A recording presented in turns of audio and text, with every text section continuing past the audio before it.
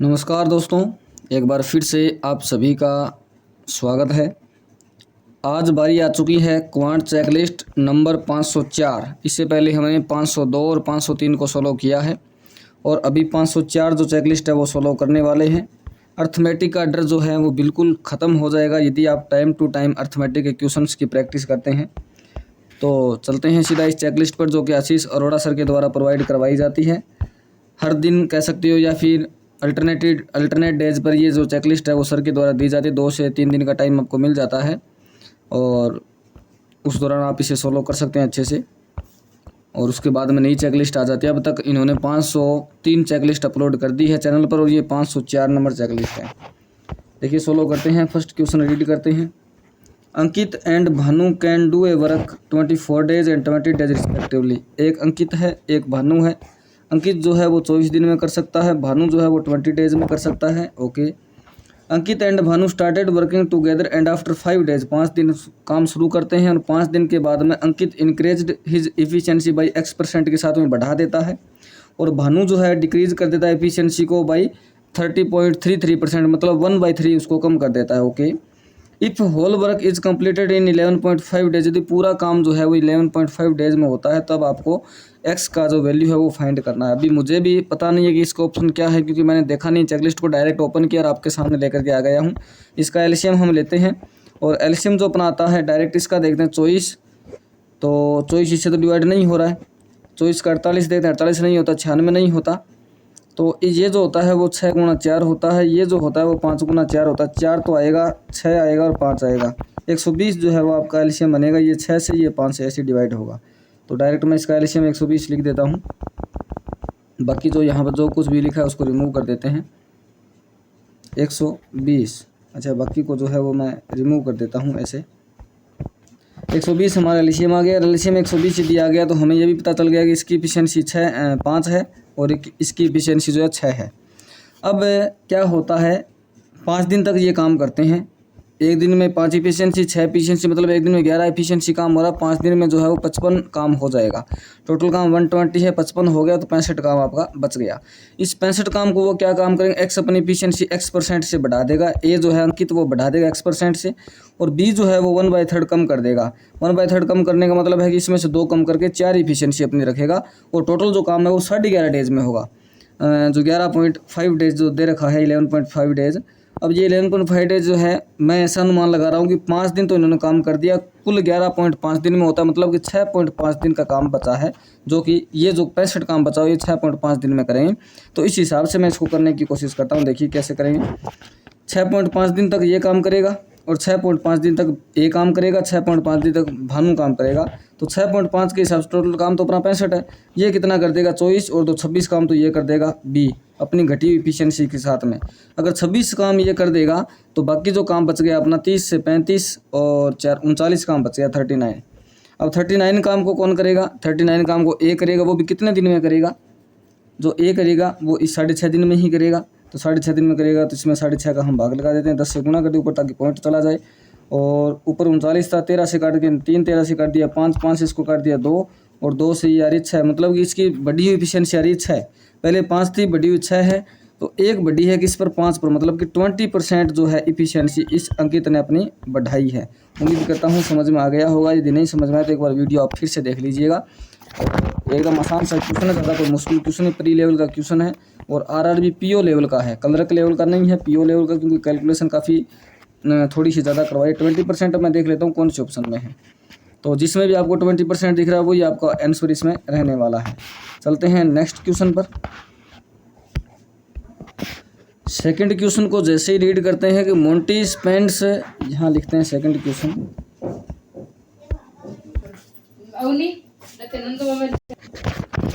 Next जो question अपना है वो अपने सामने है कि Monty spends 40% of his monthly income on house rent, मतलब कि जो भी मंथली इनकम है मोंटी की उसमें से 40% घर का किराया देता है। आउट ऑफ रिमोनिंग जो बची हुई है उसमें से 20% जो है वो ट्रांसपोर्टेशन पर देता है और 25% जो है मूवीज़ पर देता है एंड जो बच गई उसको वो बचा लेता है। If monthly income is Mahi is 20% more than that of Monty's monthly income, मतलब कि मोंटी की जो मंथली इनकम है उससे 25% ज़्यादा माही की मंथली इनकम है और माही की जो इनकम है वो 18,750 है। Then find the sum find करना है between amount spends on rent and movie by P K द्वारा जो रेंट पर और मूवी में जो पेमेंट दिया गया है उसका डिफरेंस आपको जो है फाइंड करना। देन फाइंड द सम, उनका जोड़ फाइंड करना है, सम फाइंड करना है रेंट पर जो दिया और मूवी के लिए दिया बाई पी के द्वारा। अब मेरे ये समझ में नहीं आ रहा कि इसमें पी कहाँ है क्वेश्चन में, पी कहीं है ही नहीं। क्वेश्चन में हो सकता है माही और मोंटी आना चाहिए था लेकिन पी लिख रखा है, तो मुझे तो ये समझ में नहीं है कैसे करें, पी की वैल्यू कैसे, सवाल आसान है लेकिन पी की वैल्यू कैसे निकालें ये समझ में नहीं आ रहा। तो इस क्वेश्चन को मैं कर रहा हूँ स्किप और चलता हूँ नेक्स्ट क्वेश्चन पर। और आपको इंग्लिश में भी ऐसे लिख रखा है, हिंदी में भी ऐसे लिख रखा है, तो मुझे ये समझ में नहीं आ रहा है कि इसकी वैल्यू किसकी पूछी। हालांकि क्वेश्चन आसान है, क्वेश्चन की लैंग्वेज भी आसान है, क्वेश्चन करना कैसे वो भी समझ में आ रहा है, लेकिन वैल्यू पी जो है वो कहाँ से आएगा इसका ये नहीं पता चल रहा। डायरेक्ट नेक्स्ट क्वेश्चन पर हम चलते हैं। एक यहाँ जो हमारा नेक्स्ट क्वेश्चन है वो ये है कि एक मिनट पेन एक्टिवेट कर लेता हूँ मैं। एक बेलन का जो वक्र पृष्ठ क्षेत्रफल है वो 3168 है। वक्र पृष्ठ क्षेत्रफल हमें पता है होता है 2πr/h। अच्छा ये होता है, और बेलन की त्रिज्या हमें बता दी, मतलब 2 गुणा 22/7 गुणा 18 और गुणा में h, और इसका जो वैल्यू दे रखा 3168 इतना हमें दे रखा है। अच्छा 11 से डिवाइड शायद हो जानी चाहिए, 11 दूआ 22, 9 96, 11 88, 11 88, ओके ये 11 से डिवाइड हो गई। अब ये जो है 18 से डिवाइड हो जानी चाहिए, एक बार 9 से डिवाइड कर देते हैं, 9 दूआ 18, 9 तिया 27, 9 दूआ 18 और यहाँ पर आ जाएगा 16। 16 बाद ये 4 से भी डिवाइड हो जाएगा, 4 आ जाएगा, और h की जो वैल्यू आ रही है वो आपकी 28 आ जाएगी। जब h की वैल्यू 28 आ गई तो हमें क्या होता है, एक वर्त है उसकी त्रिज्या और बेलन की ऊंचाई का अनुपात। बेलन की ऊंचाई हमारे पास 28 आ गई, 28 की वैल्यू 4 दे रखी है, मतलब एक की वैल्यू 7 है, इस हिसाब से त्रिज्या 21 होगी। और इस वर्त का हमें परिधि ज्ञात करनी, 21 सेमी जिसकी त्रिज्या उसकी परिधि होती है 2πr। तो 2πr में 2 रखेंगे, 22/7 रखेंगे और 21 रखेंगे, ठीक है। ये 7 3 कट जाएगा, 22 66 कर देंगे और 66 को डबल कर देंगे, 132 जो दे रखा है वही हमारा उत्तर है, ऑप्शन नंबर डी। अब चलते हैं सीधा नेक्स्ट क्वेश्चन पर, और क्या है नेक्स्ट क्वेश्चन देखते हैं, इसको क्लियर कर देते हैं। किसी को जो समझ में नहीं आया है तो एक बार आप वीडियो को दोबारा से देख लीजिएगा। अब जो नेक्स्ट क्वेश्चन हमारा आपके सामने है कि एक बैग में 6 नीले रंग की जो 6 जो है वो नीले रंग की, मतलब ब्लू जो है वो 6 है, ओके, और 5 पीले रंग की, 5 जो है वो येलो कलर की 5 है, ठीक है। और 2 शर्ट आपको चुननी है, यादृच्छिक रूप से निकालनी, मतलब बिना उनको देखे हुए आंख मीच करके, आंख बंद करके निकालनी है। और एक शर्ट के नीले रंग की होनी, 2 निकालनी है, तो एक शर्ट के नीले रंग की होने की प्रायिकता ज्ञात आपको करनी है। अब मिनिमम मैक्सिमम कुछ इसमें लिखा नहीं है, तो उनमें से एक शर्ट नीले की होनी चाहिए और एक शर्ट जो है वो लाल रंग की होनी चाहिए, ऐसा हम एज्यूम कर लेते हैं। तो एक नीले की होगी, एक लाल की होगी, 6 गुणा 5, टोटल 11 में से आपको 2 शर्ट निकालनी है। तो यहाँ से 6 गुणा 5 तो हमने इसको लिख दिया, और यहाँ 11 गुणा 10 लिख दिया और बटे में हमने 2 कर दिया, तो ये 5 आ गई, ये 5 से 5 गया, 6/11 निस्बत आ रहा है बी ऑप्शन हमारा। जो इसका बी ऑप्शन जो है हमारा सेट हो गया। बस 10 सेकंड का ये क्वेश्चन था, ज़्यादा कुछ सोच विचार करने वाला क्वेश्चन नहीं था। चलते हैं सीधा नेक्स्ट क्वेश्चन पर और देखते हैं नेक्स्ट क्वेश्चन में क्या पूछा है। नेक्स्ट जो क्वेश्चन हमारे सामने दिया गया है इसको थोड़ी सी समझने की जरूरत है। देखिए क्या लिखा है, हिंदी में मैं पढ़ता हूँ ये क्वेश्चन क्या लिखा है, ध्यान से देखिएगा कि एक ट्रेन है ए, ये एक सिग्नल को क्रॉस करती है, सिग्नल मतलब जो पोल लगा हुआ होता है, या कहें कि अपनी खुद की लेंथ को क्रॉस करती है, और एक 324 मीटर लंबे पुल को क्रॉस करती है 24 सेकंड और 51 सेकंड, मतलब खुद को जो पार करती है वो 24 सेकंड में, पुल को पार करती है 51 सेकंड में। खुद को पार करेगी और जब पुल को पार करेगी तो पुल के समय में खुद की लंबाई और पुल की लंबाई दोनों को साथ में 51 सेकंड में पार करती है। अगर पुल की लंबाई पार करने की बात करें तो इसमें से जब ये घटा देंगे तो हमारे सामने जो आएगा 26 और 1 27 आएगा। 27 सेकंड में वो 324 मीटर की दूरी जो है वो तय करती है। कट करेंगे तो 9 और 108 और कट और करेंगे तो 12 मीटर प्रति सेकंड। इस ट्रेन की जो चाल है हमारे पास आ गई है। ट्रेन ए की चाल 12 मीटर प्रति सेकंड। ट्रेन बी की लंबाई 720 मीटर है, 72 किलोमीटर प्रति घंटा की गति से ये चल रही है। और अगर 12 मीटर पर सेकंड इसकी चाल आ गई तो इसकी लंबाई भी हम निकाल लेते हैं। 12 को 24 से गुणा कर देते हैं तो 12 चौका 48, 4 और 12 दूना 24 और 4 28, 288 उसकी लंबाई आ गई। और ट्रेन 72 किलोमीटर प्रति घंटा, इस 72 को हम मीटर पर सेकंड में चेंज कर लेते हैं तो ये हमारा 20 मीटर पर सेकंड आ जाएगा ट्रेन भी, ओके। और 720 मीटर की इसकी लंबाई है। विपरीत दिशा में चल रही है, एक दूसरे को 1 सेकंड में पार करती है। एक्स की वैल्यू हमें फाइंड करनी है। तो सबसे पहले इन दोनों की लंबाई जोड़ते हैं, 288 और 720, 900 और 1008 होगी मेरे हिसाब से। एक बार और देख लेते हैं, 8 0 और 9 1 10, ठीक है, 1008 हो गई। और अब इनमें हमें दोनों की स्पीड को ऐड करके भाग देना है। तो 32 दोनों की स्पीड हो गई, ये लीजिए 32।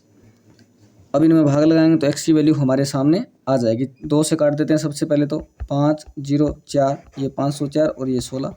फिर 2 से दोबारा काट देते हैं, 256, माफ़ी चाहूँगा 256 नहीं आएगा ये जो है इसको एक बार डिलीट करते हैं, इतने को 256 नहीं आएगा। ये जो आपका आएगा 250 और 252 आएगा, 252 और उसके बटे में 8। उसके बाद फिर से 2 से इसको काट देते हैं, तो 2 से खुद को फिर से काटेंगे तो 126 और फिर इसके बटे में आएगा 4। इसको एक बार फिर से 2 से काट देते हैं, 2 से इसलिए काट रहे हैं ताकि थोड़ा जल्दी कट हो जाए। ये जो आपका 63 आएगा, बटे में 2 आएगा। अब 63 में जब 2 का भाग हम लगाएंगे तो हमें ये पता है कि 31 का 62 होता है, 31.5 जो है इसका सही आंसर आने वाला है। ऑप्शन ई हमारे सामने दे रखा है और ये हमारा उत्तर है। थोड़ा सा कैलकुलेशन लेंथी था, लेकिन अगर आपकी प्रैक्टिस सही है, प्रैक्टिस बढ़िया तरीके से आपने कर रखी है, तो मात्र 20 से 30 सेकंड का ही क्वेश्चन था ये। चलते हैं नेक्स्ट क्वेश्चन पर, और नेक्स्ट क्वेश्चन जो हमारे सामने स्क्रीन पर दिख रखा है क्या है देखते हैं। देखिए, ट्रेन ए जो 355 मीटर लंबी है, ट्रेन ए जो है ना 355 मीटर लंबी है, विपरीत दिशा में चल रही 413 मीटर लंबी ट्रेन बी को 24 सेकंड में पार करती है। ट्रेन बी की गति दे दी, तो हमें ए की गति ज्ञात करनी है। देखिए मीटर में दे रखा है तो स्पीड भी आपकी मीटर में ही आएगी। कैसे करना है, 355 इसकी लंबाई है, 413 इसके, दोनों को जोड़ देते हैं।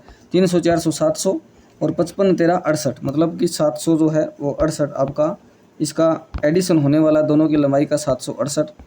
और 768 की लंबाई में विपरीत दिशा में दोनों चल रही है, तो दोनों की स्पीड जो है वो ऐड होगी। इसको 5/18 आप बना सकते हो, या फिर अगर 5/18 नहीं बनाते हो तो 54 प्लस में x और 5/18 से ऐसे हम इसको गुणा कर सकते हैं। और इसकी जो वैल्यू है वो 24 दे रखी है। अब इसको काटा छांटी इसकी कर लेते हैं। 6 से काट देंगे 3 आएगा, और 6 से जैसे काट देंगे 4 आएगा, इसका गुणा करके 20 आ जाएगा ये, ठीक है। और उसके बाद में कैसे काटेंगे इसको, हो सकता है पॉइंट में अपने को उत्तर देखने को मिले। तो यहाँ से जो हमारा नंबरिंग है वो क्या क्या चला गया है, यहाँ से ये 3 बचा हुआ है, ये 5 यहाँ से चला गया है, इसका गुणा भी इधर कर देते हैं। तो यहाँ से हमारा बनेगा 54 का बनता है 108 और 0 माइनस में 20x, और इस साइड में अपना जो आएगा 768 गुणा 3 करना है, 8 या 24, 2 18 और 2 20, फिर से 2 21 और 2 23। अब 1080 में से ये तो घटेगा नहीं, कुछ ना कुछ कैलकुलेशन में हमने गड़बड़ कर दी। एक बार फिर से इसको देखने की कोशिश करते हैं हमने कैलकुलेशन में कहाँ गलती की है। अगर आपको समझ में आया तो कमेंट बॉक्स में वीडियो रोक करके मुझे बताना ज़रूर। बाकी दोबारा से कैलकुलेशन हम करते हैं इसका। देखिए क्वेश्चन ज़्यादा मुश्किल नहीं है, क्वेश्चन तो आसान ही है, कोई ना कोई गलती हमने कैलकुलेशन में की है। जैसे 355 मीटर लंबी ट्रेन ए है, 413 मीटर लंबी ट्रेन जो है वो बी है। 400 300 700 और 55 और 13 की बात करें तो 58 68, 768 तो कुल लंबाई हो गई। और यदि हम इसमें 24 का भाग लगा देते हैं, 24 का भाग लगाएं तो दोनों की स्पीड जो है वो एडिशन के रूप में हमारे सामने आ जाएगी। 8 से काट देते हैं 3, 8 से काट 8 नहीं 72, 4 8 6 48, 3 से काट दिया तो 3 3 9 और 32, मतलब कि दोनों की जो एग्रीगेट स्पीड आ रही है कुल स्पीड वो 32 मीटर पर सेकंड आ रही है। इसको यदि मैं चेंज करता हूँ 54 × 5/18 मीटर पर सेकंड में, तो ये 15 मीटर पर सेकंड आ रही है। तो दूसरी वाली स्पीड ऑटोमेटिकली 17 मीटर पर सेकंड हो जाएगी। अब इसको आपको 18/5 करके आपको चेंज कर लेना किलोमीटर पर आवर में। एक बार 18 से इसको गुणा कर दीजिए, 5 का भाग लगा दीजिए, गुणा कर देते हैं। या फिर इसको 18 के बदले 2 से भी एक्स्ट्रा गुणा कर देंगे, 10 का भाग लगा देंगे। 18 2 36 और 36 को गुणा करना है 17 से, 17 छिका 102, 17 छिका 102 और 17 53 61 और 61.2 जो है हमारे सामने उत्तर आ रहा है। देख लेते हैं कहाँ है, ये रहा 61.2 किलोमीटर पर आवर हमारे पास उत्तर आ गया है। मीटर पर सेकंड अगर पूछा होता तो मीटर पर सेकंड निकाल देते, लेकिन ऑप्शन सारी जो ऑप्शन है वो किलोमीटर पर आवर में थे, तो हमने किलोमीटर पर आवर निकाल लिया। ये जो नेक्स्ट क्वेश्चन अपने पास है 7 नंबर क्वेश्चन, बड़ा ही अच्छा क्वेश्चन है। ये क्या हो गया, बड़ा ही अच्छा क्वेश्चन है और आसान सा क्वेश्चन है। अगर थोड़ा सा आप दिमाग लगाते हैं तो बिना कॉपी पेन उठाए ये क्वेश्चन आपका हो सकता है। अमर अकबर एंथनी 3 है, अमर है, अकबर है और एंथनी है, मैंने ट्रिपल ए लिख दिया है। इनके निवेश का अनुपात 5 8 और 10 है, ठीक है, यहाँ तक बात समझ में आ गई। एक वर्ष के अंत में अमर अकबर और एंथनी के लाभ के हिस्से का अनुपात इतना है।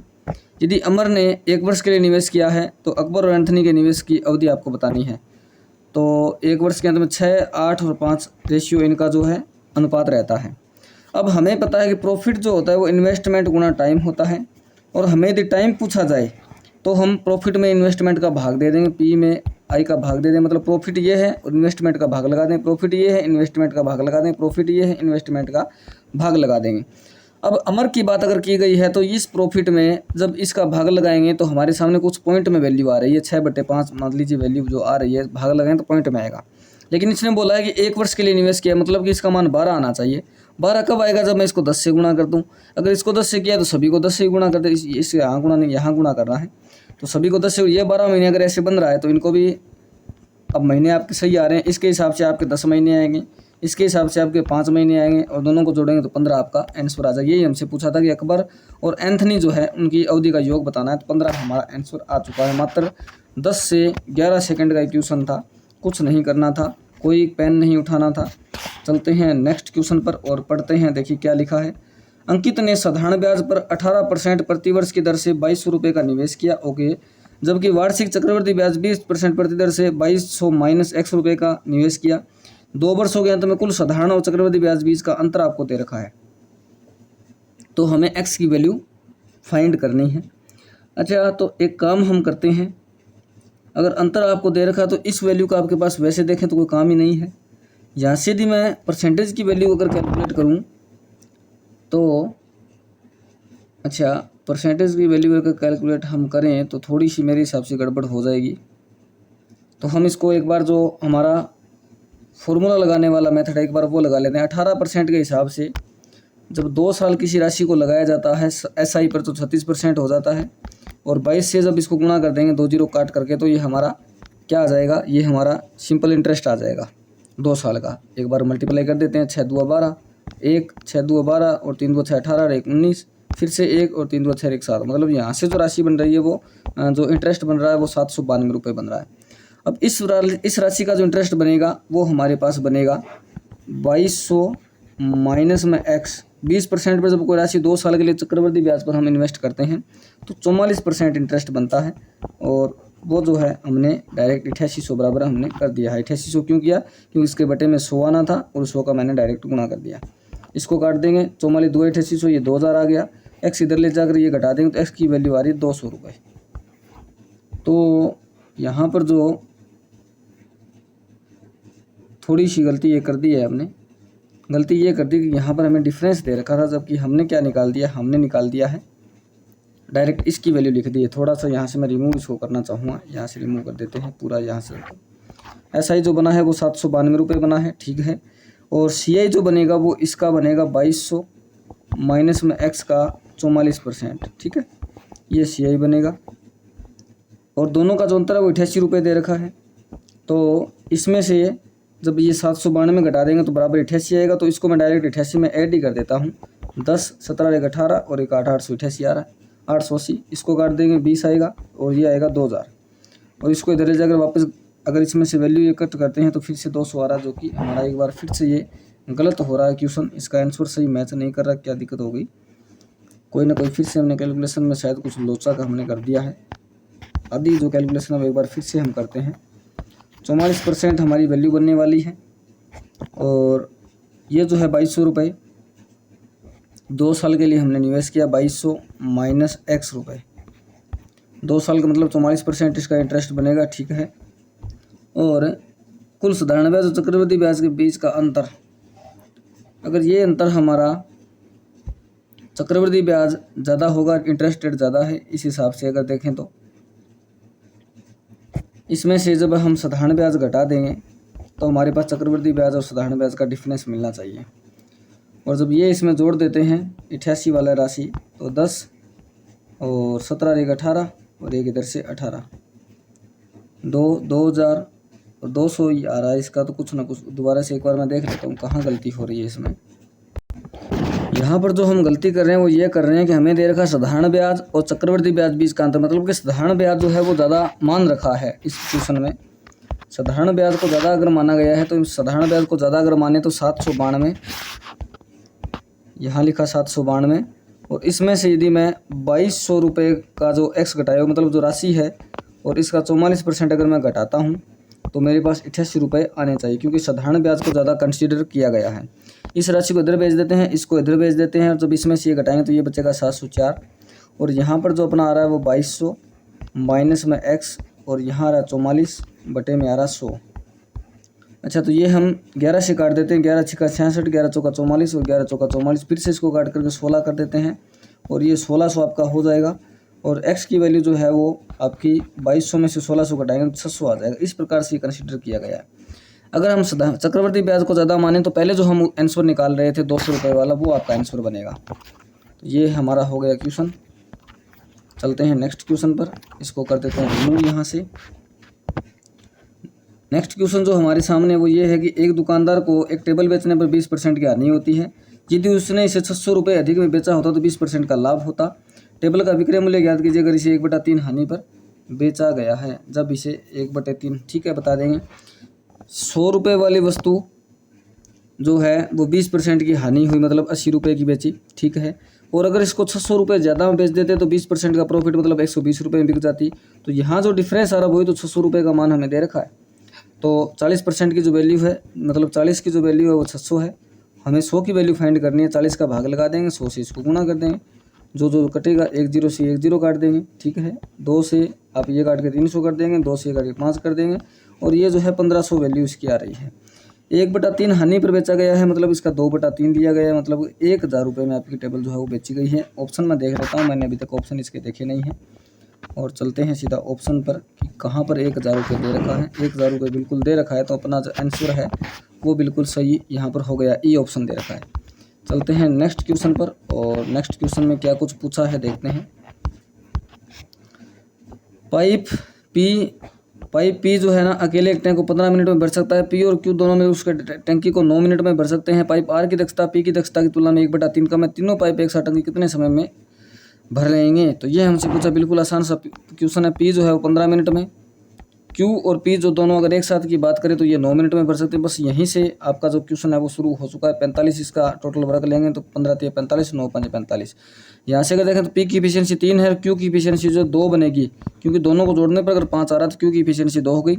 और आर की जो दक्षता है वो पी की 1/3 कम है। 1/3 का मतलब आर की दक्षता 2 हो जाएगी, इस 3 का 1/3 कम इतना हो जाएगा। तो यहाँ क्यू और पी पहले से दे रखा है, और ये जो है 2 आर की दक्षता हो गई। तो तीनों पाइप द्वारा एक साथ एक ही टंकी को भरने में लिया गया समय आपको याद करना है। इस 45 में 7 का भाग लगाना है। अच्छा, माफ़ी चाहेंगे, यहाँ पर अधिक था तो ये 4 हो जाएगा, और 9 का इसमें भाग लगाना है तो 5 जो है आपका आंसर यहाँ बन जाएगा। 5 मिनट में कुल ये फिलअप हो जाएगी। चलते हैं डायरेक्ट नेक्स्ट क्वेश्चन पर। थोड़ा सिली जो मिस्टेक होती है क्वेश्चन पढ़ने में, वो भी ध्यान रखना पड़ता है।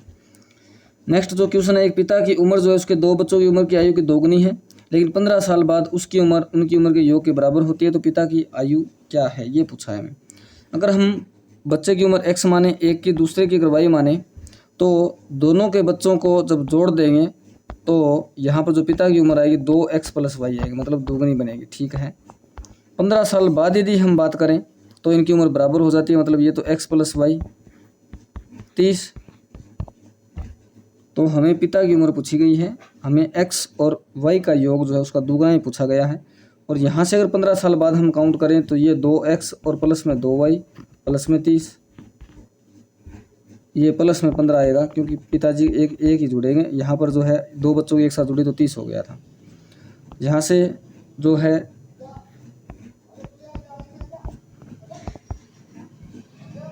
x + y और ये घटा देंगे तो 15, x + y का मान 15 है तो पिता इसका डबल हो जाएगा, क्योंकि डबल पहले से ही था, तो ये आ गया 30। और इसका जो आंसर है वो हमारे सामने आ चुका है। हमने कितने क्वेश्चन कर दिए? हमने टोटल 11 क्वेश्चन कर दिए। चलते हैं सीधा 12वें क्वेश्चन पर। हिंदी में रीड करेंगे क्वेश्चन को, और हिंदी में अगर रीड करते हैं तो चलते हैं नेक्स्ट पेज पर। ये रहा हमारे सामने क्वेश्चन। नेक्स्ट जो क्वेश्चन है कि एक कक्षा में 30 विद्यार्थियों को औसत आयु 16 वर्ष है। जब 20 नए छात्र एक कक्षा में शामिल होते तो कक्षा की औसत आयु 6 महीने बढ़ जाती है। तो नए शामिल हुए छात्रों की औसत आयु पूछिए। एक तरीका तो ये है कि आप 30 को 16 से गुना करो, ठीक है, और 480 जो है हमारी यहाँ पर आयु बनेगी टोटल पूरी कक्षा की। 20 नए छात्र आ गए, मतलब 50 छात्र हो गए। आयु 6 महीने बढ़ गई, मतलब कि 16.5 वर्ष हो गई, ठीक है। तो 16.5 वर्ष आयु हो गई। यहाँ पर बटे में हम 10 लगा दें ताकि ये पॉइंट हट जाए। ये 0 से 0 काट कर इसको गुना करते हैं। 5 5 25, 2 16 5 80 और 2 82, 825 आयु हो गई। और यहाँ से जब इसका डिफरेंस देखेंगे तो 20 बच्चों की आयु तो निकलेगी, तो 20 बच्चों की आयु निकलेगी तो यहाँ से ये 4 हो गया, और ये 7 में से ये 3 हो गया। 20 का हम डिवाइड इसमें कर देंगे, पॉइंट में हमारी वैल्यू बनेगी। सबसे पहले हम 2 का डिवाइड इसको कर देते हैं। जब 2 का इसको डिवाइड करते हैं तो 17, 2 इतना 10 से देंगे तो 17.25 हमारा आंसर आ रहा है। ये देखिए ए जो ऑप्शन है इसका आपका राइट ऑप्शन रहने वाला है। अब चलते हैं नेक्स्ट वाले क्वेश्चन पर। बिल्कुल आसान सा क्वेश्चन था, कोई मुश्किल क्वेश्चन ये नहीं था। नेक्स्ट जो क्वेश्चन है वो थोड़ा सा माइनस प्लस दे रखा है, तो ये क्या सिस्टम देखते हैं। शांत पानी में नाव की गति, धारा की गति x और x - 5। शांत पानी में नाव x है, धारा 5 किलोमीटर कम है। नाव 16 घंटे में धारा के अनुकूल इतनी अगर जाती है, ठीक है, 16 घंटे में 240 अगर जाती है, 240 में मैं 16 का अगर भाग लगा दूं तो आपका जो आएगा 15 आएगा।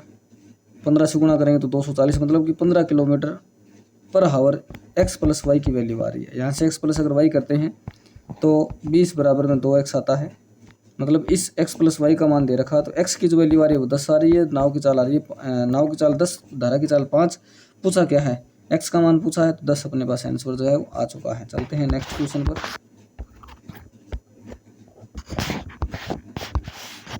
14 नंबर, 15 अधिकारी और 16 क्लर्क एक काम को 28 दिन और 30 दिन में कर सकते हैं। यदि एक चपरासी की दक्षता एक अधिकारी की दक्षता का 25% है तो 35 दिनों में काम पूरा करने के लिए x चपरासी द्वारा लिया गया समय आपको बताना है। दक्षता बता दी है, 35 दिन बता दिए हैं, और समय कैसे पूछा है, x का मान ही पूछा है, चपरासी के नंबर ही आपको बताने हैं। Find the number of peons to complete the work in 35 days, ठीक है, 35 डेज।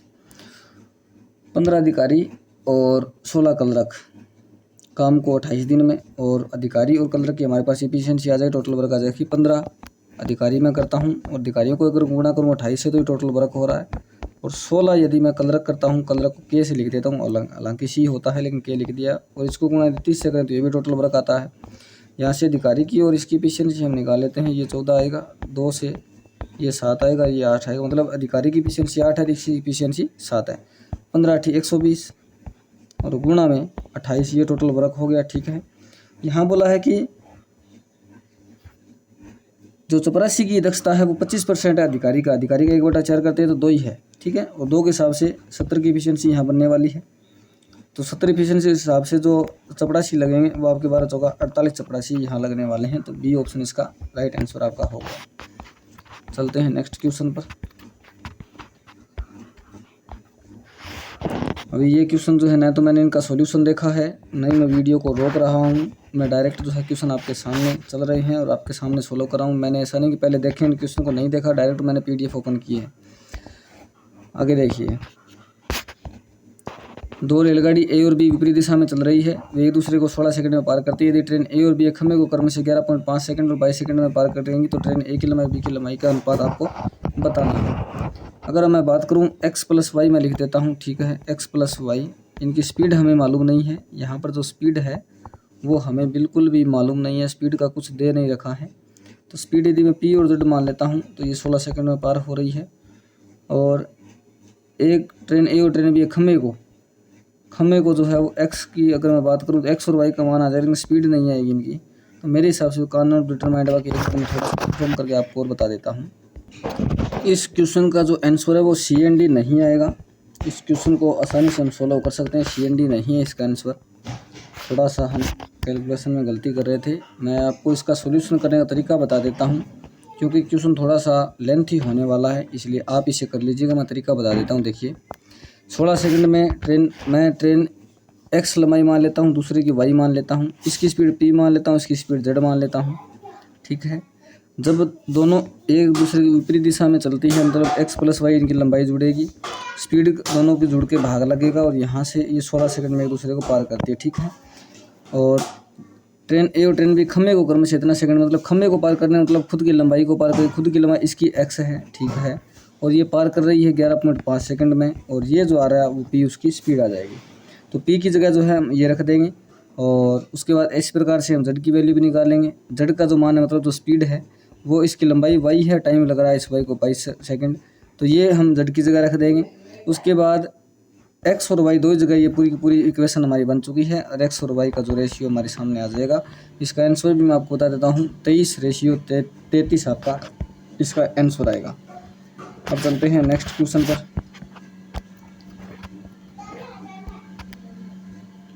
नेक्स्ट जो क्वेश्चन है वो हमारे सामने ये है।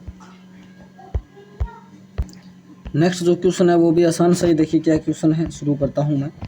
अदिति ने रीजनिंग में 66 अंक लिए हैं, ओके ठीक है। क्वांटिटी ऑफ एप्टीट्यूड में 75% लिए हैं और अंग्रेजी में x अंक लिए हैं। उसके द्वारा प्राप्त अंकों का अधिकतम जो प्रतिशत है वो 360 में से 75%। 360 का 75 यदि निकालते हैं तो 270 नंबर आता है। मतलब तीनों सब्जेक्ट में कुल 270 अंक मिले हैं, जिनमें से रीजनिंग में 66 है। और आपको अंग्रेजी और रीजनिंग दे रखा है और आपको अंग्रेजी जो x है उसका मान निकालना। अंग्रेजी और रीजनिंग उसके द्वारा प्राप्त अंकों का योग बताना है। प्रत्येक विषय के अधिकतम जो है 120 अंक हैं। तो 120 का 75% तो हम यहाँ से निकाल ही सकते हैं। 75% निकालेंगे तो 90 आ जाएगा, क्योंकि 120 का डायरेक्ट हम 3/4 कर देते हैं, तो हमारा जो है ये 30 आएगा और ये 90। अच्छा, कुल 217 आने हैं, जिसमें से 90 और 66 इसमें आ चुके हैं। ये टोटल 156 आ चुके हैं। आने 270 हैं, तो 44 यहाँ कम रहेगा, 70 यहाँ, मतलब कि 114 जो अंक है वो उसके इंग्लिश में आएंगे। x जो है 114 आपको पूछा है अंग्रेजी और रीजनिंग 66 है, 114 आपका x वाला है, 66 इसमें जोड़ देंगे तो 170 जो आपका हो रहा है 180, 70 ने 180, डी जो ऑप्शन आपका आंसर इसमें बन रहा है। बिल्कुल आसान सा था। पूरा क्वेश्चन पढ़ने के बाद पता चला कि पेपर जो है वो 120 अंक का है। नेक्स्ट जो क्वेश्चन है, यदि एक आयत की लंबाई 30% बढ़ा दी जाए, चौड़ाई 20% कम कर दी जाए, उसके क्षेत्रफल में कितने % परिवर्तन होगा। ये भी क्वेश्चन को ज़्यादा मुश्किल नहीं है। अगर आप वैल्यू मान करके करना चाहें तो वैल्यू मान कर सकते हैं, वरना इसका डायरेक्ट आंसर यही होता है कि 30% आप बढ़ा रहे हो, 20% आप कम कर रहे हो, तो एग्रीगेट 10% का फर्क तो यहाँ आ रहा है, मतलब बढ़ रही है। और 30 गुणा में 20 करेंगे, भाग में 100 देंगे, ये 2 0 से 2 0 और ये आएगा 6, मतलब 6% फिर, और यहाँ इनके गुणा करने से भी कम हो रही है, तो इसमें से 6 ये घटा देंगे 4% का परिवर्तन मिलेगा। मतलब लंबाई बढ़ाने से 4% जो है क्षेत्रफल बढ़ जाएगा। सी ऑप्शन इसका रहने वाला है। मात्र ये भी बिना कॉपी पेन वाला क्वेश्चन था। चलते हैं नेक्स्ट क्वेश्चन पर, इसको यहाँ से रिमूव कर देते हैं। नेक्स्ट जो क्वेश्चन है 18 नंबर क्वेश्चन, वो अपने सामने है। क्वेश्चन ये है कि शालू और राहुल बिंदु ए से बी तक 36 किलोमीटर दूरी 7 घंटा में और 7 किलोमीटर प्रति घंटा और 11 किलोमीटर प्रति घंटा की दूरी से जाते हैं। राहुल पहले बी तक पहुंचता है और तुरंत लौटता है, और शालू और सी पर शालू से मिलता है। ए और सी की दूरी आपको बतानी है। देखिए सवाल थोड़ा है वो ट्रिकी है, अगर आप दिमाग लगाएंगे तो बिल्कुल आसान सा है। ए और बी, पहले मुझे भी इस टाइप का सवाल नहीं आता था, लेकिन थोड़ा सा जब मैंने इसको ध्यान से देखा, इसके पीछे 1-2 सवालों में जो क्वेश्चन की प्रैक्टिस की, तो इस तरीके के सवाल अब होने लगे। क्योंकि पहले जब क्वेश्चन नया होता है, देखते हैं तो डाउट लगता है। ए और बी के बीच की दूरी हमें दे रखी 36 किलोमीटर, ठीक है। ये 7 किलोमीटर पर सेकेंड, शालू और राहुल की बात कर रहे हैं। ये 7 किलोमीटर प्रति हावर से जाता है शालू, और जो दूसरा है वो 11 किलोमीटर प्रति हावर से जाता है। ओके, यहाँ तक तो ठीक है बात। राहुल पहले बी पर पहुँचता है, मतलब राहुल कौन सा, राहुल 11 वाला, ये पहले यहाँ तक आ जाएगा बी तक। राहुल तो यहाँ आ गया और तुरंत लौटता है, वापस लौट जाता है, और शालू से बिंदु सी पर मिलता है यहाँ पर। तो ए और सी की दूरी, मतलब ये जो दूरी आपको ये बतानी है। तो एक काम करता हूँ मैं, इस दूरी को एक बार x मान लेता हूँ। शालू क्या काम करे, शालू किसी निश्चित समय में यहाँ से इस बिंदु सी पर आएगी। शालू जो है निश्चित समय में बिंदु ए से सी तक आएगी, और उतने समय में राहुल क्या काम करेगा, 36 तो चला जाएगा और वापस इतनी दूरी और आ जाएगा। मतलब शालू जो है वो कितनी डिस्टेंस तय कर रही है, शालू तय कर रही है 36 - x। 36 - x शालू जा रही है अपनी 7 की स्पीड से, समय जो आ गया वो आ गया। और राहुल जा रहा है 36 + x, और ये जा रहा है 11 की स्पीड से, और यहाँ मिल रहे हैं। तो ये हमारा x की वैल्यू हमारे पास आ जाएगी। अगर इसको हम सोल्व करें तो इसका गुणा इधर होगा, इसका गुणा इधर होगा, गुणा ही करना पड़ेगा, इसके अलावा दूसरा तो अपने पास कोई रास्ता है नहीं। 36 का गुणा 11 से, 7 का गुणा 36 से, और बाद में 11 का x होगा, और यहाँ जो है 7x होगा, और 11x इधर आकर 7x इधर आकर ये 18x हो जाएगा। और ये इधर 11x था, ये 11 गुणा 36 था, ये 7 गुणा 36 था। तो 11 गुणा 36 में से 7 गुणा 36 घटेगा, तो हम 36 कॉमन ले लेंगे, तो 11 में से आपका 7 चल कर 4 ही बचेगा। तो डायरेक्ट 144 से हम लिख देते हैं कि 144 से बचेगा, 144 से हमारे सामने बचेगा। इसको 18 से अगर काटें तो 8 बार ये पूरा जाएगा। मतलब x की जो वैल्यू है वो 8 आ रही है। मतलब ये दूरी अगर 8 है तो ये कितनी बच गई फिर 28 हमारा इसका आंसर रहने वाला डी। मुझे नहीं पता था कि इसका 28 आएगा, लेकिन क्वेश्चन का जो करने का जो पैटर्न हमने सही रखा है तो हमारा आंसर जो है वो भी सही आ गया है। लास्ट के 2 क्वेश्चन और बचे हैं, वो भी सल्टा देते हैं, जल्दी जल्दी कंप्लीट कर देते हैं। पवन, सुरेश, राजेश ने 9250 रुपये की लागत वाला एक काम पूरा किया है। पवन ने 7 दिन, सुरेश ने 8 दिन और राजेश ने 9 दिन काम किया। यदि उनकी दैनिक मजदूरी इस अनुपात में है तो पवन को कितनी राशि प्राप्त होगी। देखिए, दैनिक मजदूरी का मतलब है एक दिन के 6 रुपये लेता है, एक दिन के 3 रुपये लेता है, एक दिन के 5 रुपये लेता है। इसने 7 दिन काम किया, इसने 8 दिन काम किया, इसने 9 दिन काम किया, तो कुल रुपये इनके निकाल लो, क्या दिक्कत है, 24। और इसने कितने दिन काम किया, 7 दिन, 42। काट के छोटा करना चाहो कर सकते हो, लेकिन ये छोटा होगा नहीं, आप इनको जोड़ लेना है, ऐड कर लेना है। ऐड करेंगे, अगर इन दोनों को ऐड करें तो 60 और 6 66, और 66 जब इसमें जोड़ते हैं तो 111 आ रहा है।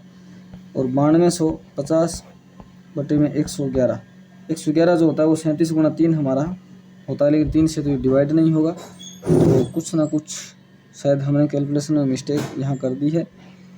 पवन जो है वो 7 दिन काम करता है, 42, 8 या 24 और 9 पंचे 45, 60 और 66, 11, 10 से 11, यहाँ तक तो ठीक आ रहा है। 5 से गुणा करें नहीं होगा, 6 से नहीं होगा, 7, 8, 9 ये भी नहीं होगा, तो गलती कहाँ हो रही है, फिर कोई ना कोई मिस्टेक तो हमसे हुई है।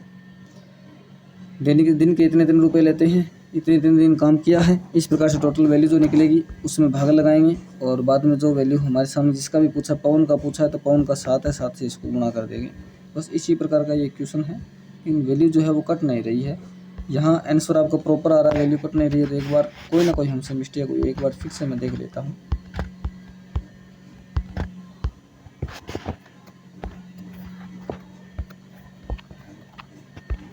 एक बार फिर से इस क्वेश्चन को अगर देखने की हम कोशिश करें, हो सकता है कोई क्वेश्चन में मिस्टेक हो, या फिर हम मल्टीप्लाई करने में कोई गलती कर रहे हैं। पवन 7 दिन काम किया, सुरेश ने 8 दिन काम किया, राजेश ने 9 दिन काम किया।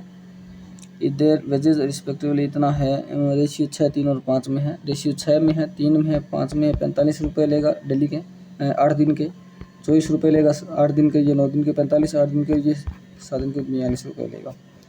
60 और 66, 66 अगर इसमें ऐड करें तो 11 और 11, 111 ही आ रहा है। ये तो 111 हमारा कट क्यों नहीं रहा, एक बार मैं देख लेता हूँ इसको। हमारा क्वेश्चन यहाँ पर सही है। टोटल हमारी जो दैनिक मजदूरी बन रही है, मतलब तीनों की मिलाकर के कुल जो मजदूरी 111 रुपये, लेकिन हमें दे रखी है 9250 रुपये। हालांकि काट कर भी इसको छोटा हम कर सकते थे, 3 से कट जाता या 14 आ जाता, 8 आ जाता और यहाँ 15 आ जाता, लेकिन हमने काटा नहीं, एक बार इतना लिखा है। अच्छा, उसके बाद हमें पूछा है कि पवन को कितनी राशि प्राप्त होगी। पवन को राशि प्राप्त हो रही है 42 रुपये। 3 से काट दिया 14 और 3 से काट दिया 37, और इसको जब 37 से काटेंगे तो ये आपका 25 बार जाएगा, मतलब 250। और अब इसको हम गुना कर देंगे 14 से, तो 14 से गुना करेंगे तो ये तो 0 आएगा, और 14 पंजा 70 आएगा, 7 और 14 28 और 7 35 आएगा। मतलब 3500 रुपये जो राशि है वो पवन की आ रही है कुल राशि। अब चलते हैं नेक्स्ट क्वेश्चन पर। मल्टीप्लाई करने में थोड़ी सी मिस्टेक है, सिली मिस्टेक बोलते हैं इनको, लेकिन ये मिस्टेक अगर जो मॉक हम सोलो करें उसमें हो तो चलती है, लेकिन अगर मेन एग्जाम में गलत हो जाए तो भैया लेने के देने पड़ जाएंगे, 1 साल बहुत मुश्किल से आता है। आयताकार पार्क 24 मीटर लंबा, 15 मीटर चौड़ा है। पार्क के चारों तरफ एक 6 मीटर चौड़ा फुटपाथ से घिरा हुआ है। फुटपाथ का क्षेत्रफल आपको बताना। एक आयताकार पार्क है, 24 मीटर लंबा है, 15 मीटर चौड़ा है, 6 मीटर यहाँ से, 6 मीटर यहाँ से, 6 मीटर यहाँ से, 6 मीटर यहाँ से। अगर 6 यहाँ बढ़ जाएगा तो ये 36, इसकी लंबाई जो थी वो 6 इधर और 6 इधर अगर बढ़ गई तो 36 हो जाएगी। ये 6 इधर और 6 इधर मतलब 12 बढ़ गई तो ये 27 हो जाएगी। तो आपको एक बार तो 36 गुणा 27 का क्षेत्रफल निकालना है, और एक बार आपको 24 गुणा 15 का क्षेत्रफल निकालना है। दोनों को फिर माइनस करना है, फुटपाथ का क्षेत्रफल अपने सामने आ जाएगा। देखिए कैलकुलेशन करते हैं, सोल्व करने की कोशिश करते हैं। 12 हमारा जो है कॉमन आ रहा है यहाँ से। 3 गुणा 27 मतलब 81, 12 लिया ये 30, 81 और 30। उसके बाद यहाँ पर आ रहा 51 गुणा 12 करते हैं तो 12 और 60 रहेगा 61। 612 कहीं है क्या, नहीं है, कोई ना कोई मिस्टेक हुई। एक बार कैलकुलेशन दोबारा से करते हैं।